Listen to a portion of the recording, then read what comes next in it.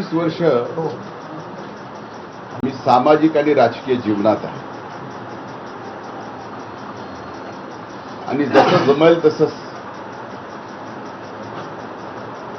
समाजातील विविध घटकाची जेवढी कामं आपल्याला करता येतील तेवढी कामं करत आज इथपर्यंत आलो आहे।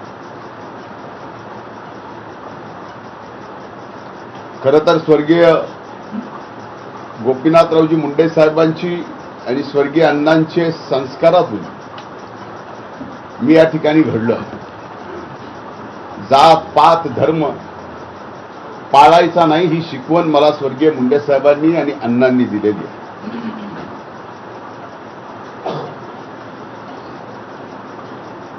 मी कधीही कुणाची जात पाहून आजपर्यंत राजकारण केलेलं नाही। माझ्या स्वतःच्या ज्या जातीत मी जन्माला आलोय त्याच्यापेक्षा जास्त वेगवेगळ्या जातीतले माझे मित्र परिवार आणि माझे सहकारी आहेत।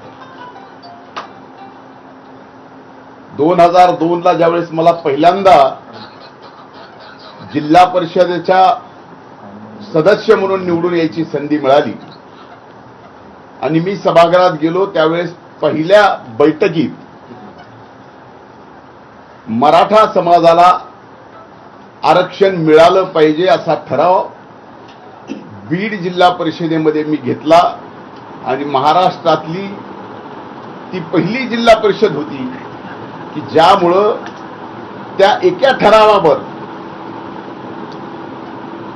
राज्यातील वेगवेगळ्या जिल्हा परिषद नगरपंचायत नगरपालिका महानगरपालिका पंचायत समिती ग्रामपंचायतीपर्यंत एक नवीन चळवळ उभी राहिली आणि मराठा आरक्षणाचे ठराव प्रत्येक ठिकाणी होत